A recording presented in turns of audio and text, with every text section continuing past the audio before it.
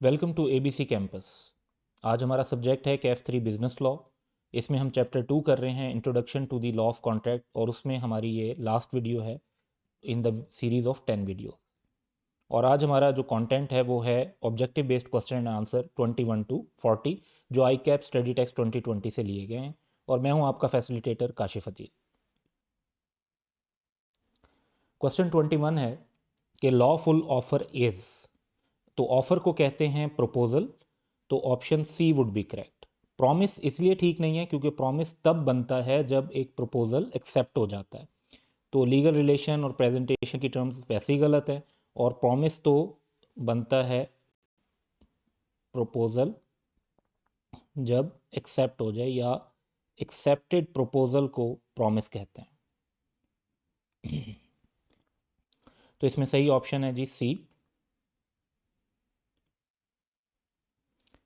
Question 22, which of the following result और results in an offer?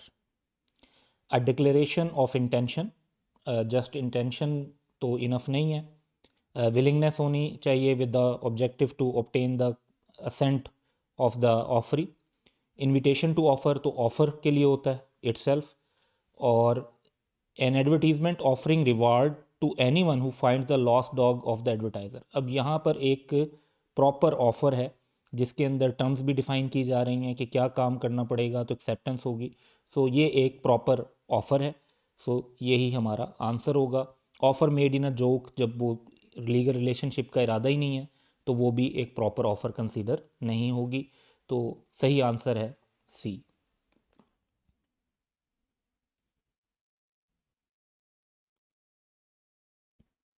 Question 23 है, a letter of acceptance for a lawful and legal matter sufficiently stamped and duly addressed is put into course of transmission.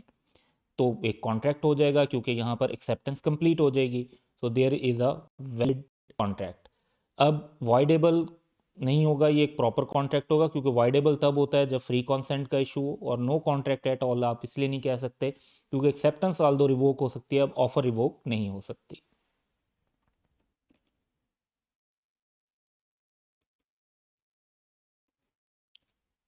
N offer is not different from. Advertisement offer हो भी सकती है और नहीं भी हो सकती। प्राइस लिस्ट जो है वो इटसेल्फ एक जस्ट इंफॉर्मेशन होती है और ऑफर नहीं है। प्रपोजल फॉर डूइंग और not doing something, doing is act और not doing something is abstinence. तो इसका जो प्रपोजल हो या ऑफर हो वो एक ही बात है, ये सेम टर्म्स हैं। डिस्प्ले ऑफ द गुड्स जो है वो इनविटेशन टू ऑफर होती है और उसे ऑफर कंसीडर नहीं किया जाता।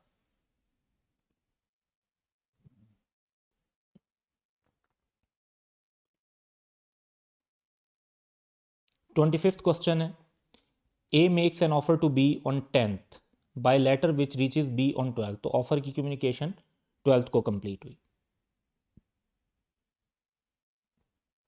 B post letter of acceptance on 14th, तो पोस्ट जो हुआ 14th को हुआ। Which reaches A on 16th, the communication of acceptance is complete as against A. तो ऑफरर के अगेंस्ट जब पोस्ट हो जाएगा तो पोस्ट लेटर हो रहा है 14th को, यही हमारा आंसर होगा।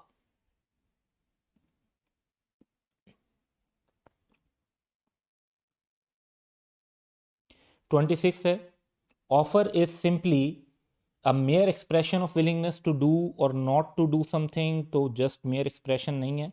Intention to create legal relationship होती है लेकिन वो ओवरऑल पूरे एग्रीमेंट में होती है।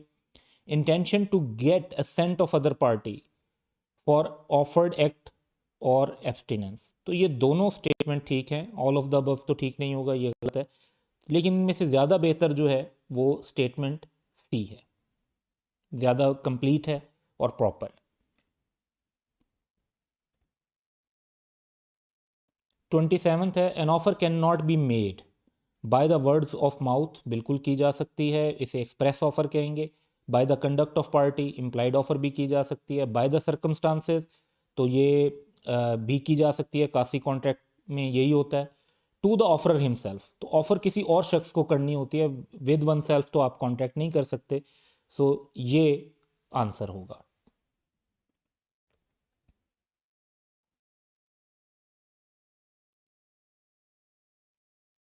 28th क्वेश्चन है, an offer is set to be revoked by non fulfilment of condition precedent to acceptance. बिल्कुल एक ऑफर में जब कंडीशन प्रेस्क्राइब की जाए एक्सेप्टेंस के लिए जो ज़रूरी हो, जब वो कंडीशन पूरी नहीं की जाएगी तो ऑफ़र रिवोक हो जाएगी।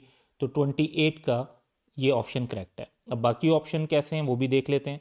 Acceptance is not in prescribe mode but offer does not reject it. जब ऑफर ने रिजेक्ट नहीं की तो इसका मतलब है उसने इस मोड को एक्सेप्ट कर लिया है। Acceptance is not given with in reasonable period of time but offer does not object. तो इसका मतलब है कि टाइम रीजनेबल नहीं था लेकिन ऑफर ने उसको एक्सेप्ट कर लिया। जब दोनों पार्टीज एग्रीड हैं तो फिर कोई प्रॉब्लम नहीं अराइज होता, कोई डिस्प्यूट राइज नहीं होता। Misunderstanding has arisen between offer and offeree, ये काफ़ी वेग स्टेटमेंट है तो ये वैसे ही करेक्ट नहीं होगी, तो ऑप्शन ए ही करेक्ट है। क्वेश्चन 29 है acceptance must be given in usual manner, prescribed manner, any manner suitable to the offeree और more effective manner.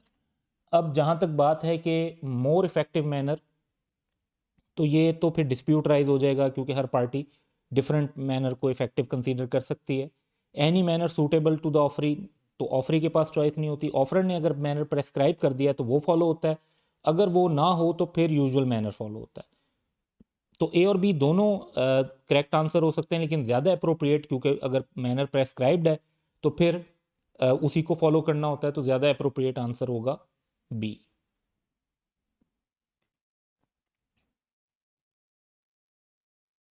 Thirtieth question है which of the following statements is true.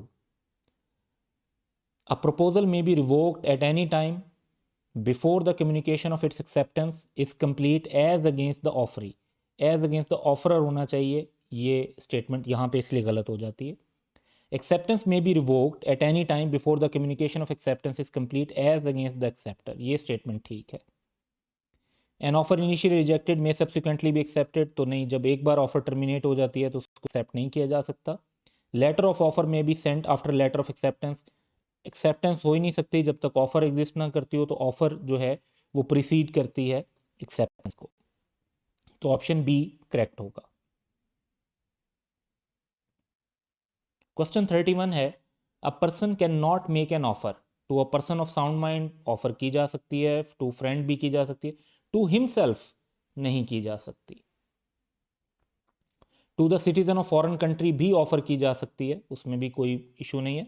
हाँ, जब war चल रही होती है तो तब की कुछ सिचुएशन है कि उस कंट्री के सिटीजन के साथ, लेकिन जनरली कोई प्रोहिबिशन इसमें नहीं है, तो C option would be correct. 32 question है an offer gets legal consequences as soon as it is made. नहीं, ऑफर से तो कोई लीगल रिलेशन क्रिएट नहीं होता। प्रॉमिस और एग्रीमेंट तब होता है और इन्फोर्सेबल तब होता है जब ऑफर को एक्सेप्ट कर लिया जाता है। So as soon as it is communicated, communicate होने पर भी ऑफर ही अगर एक्सेप्ट नहीं करता तो कोई लीगल रिलेशन क्रिएट नहीं होगा। As soon as it is revoke, revoke हो जाती है तो फिर भी कॉन्ट्रैक्ट नहीं होगा। As soon as it is accepted, क्योंकि जब एक्सेप्ट हो जाती है तो तब कॉन्ट्रैक्ट होता है, और कॉन्ट्रैक्ट होता है तो लीगल ऑब्लिगेशन और राइट्स अराइज होते हैं, तो लीगल कॉन्सिक्वेंसेस यहाँ पर अराइज होंगे।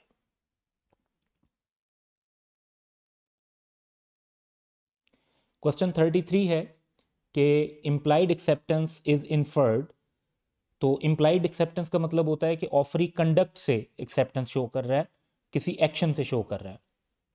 तो साइलेंस तो एक्सेप्टेंस नहीं हो सकता, ये गलत हो जाएगा। कंडक्ट वाली बात ठीक हो जाएगी। रिटर्न स्टेटमेंट जो है ये एक्सप्रेस होता है, ऑरल स्टेटमेंट भी एक्सप्रेस होता है, तो ये एक्सप्रेस की एग्जांपल्स हैं ऐसे, और साइलेंस तो अलाउड नहीं है, तो इम्प्लाइड की बात की गई है तो conduct would be answer, answer B is correct.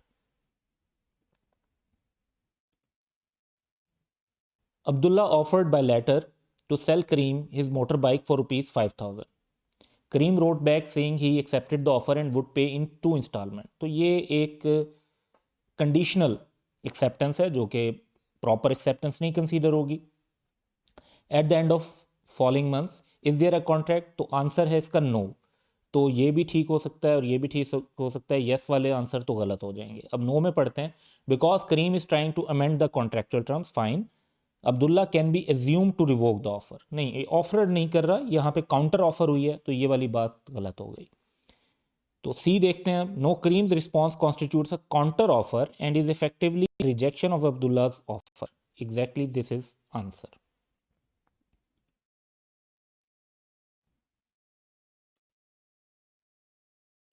General offer होती है जो कि पब्लिक को की जाती है और उनमें से कोई भी मेंबर उसको एक्सेप्ट कर सकता है जिसको उसकी नॉलेज हो, अवेयरनेस हो. General offer can be accepted by any member of the public who had notice of the offer. तो ये करेक्ट है. बाय ऑल मेंबर्स नहीं, ऑल तो नहीं, पब्लिक में तो बिलियंस ऑफ लोग हैं. By any member of public who did not have notice ना हो तो अवेयरनेस ऑफ प्रपोजल के बगैर एक्सेप्टेंस वैलिड नहीं होती. बाय अ पर्टिकुलर मेंबर, तो ये जनरल ऑफर है, it is not for a particular member of the public. So option A would be correct.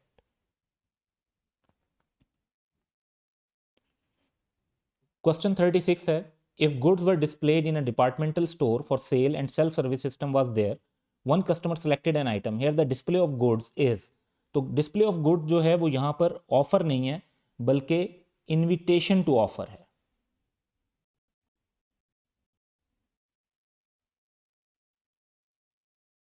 उसके बाद जब आप गुड्स पिक करते हैं तो वो ऑफर है और काउंटर पे जब उसकी पेमेंट एक्सेप्ट कर ली जाती है तो that is acceptance. Question 37, if an offer is made to a definite or a particular person, such offer can be blank only by that definite or particular person or that specific group of person. तो accepted सिर्फ वही लोग उसको accept कर सकते हैं जिन particular persons को या ग्रुप ऑफ पर्सनस को वो ऑफर की गई है.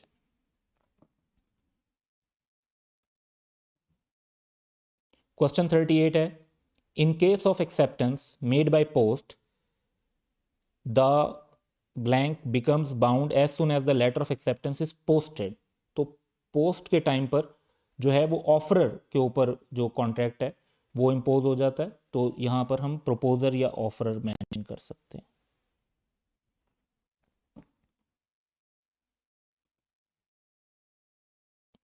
थर्टी नाइन है, an offer will come to an end within a reasonable time when no time is specified.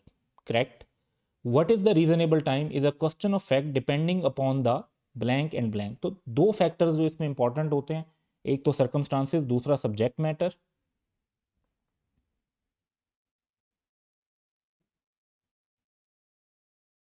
Subject matter and circumstances. तो ये आंसर होना चाहिए. 40th क्वेश्चन है, when the mode of acceptance is not prescribed. तो फिर acceptance must be given इन, फिर कौन सा, जब प्रेस्क्राइब मोड होना चाहिए, अगर मोड प्रेस्क्राइब ना हो तो फिर यूजुअल मोड फॉलो किया जाता है.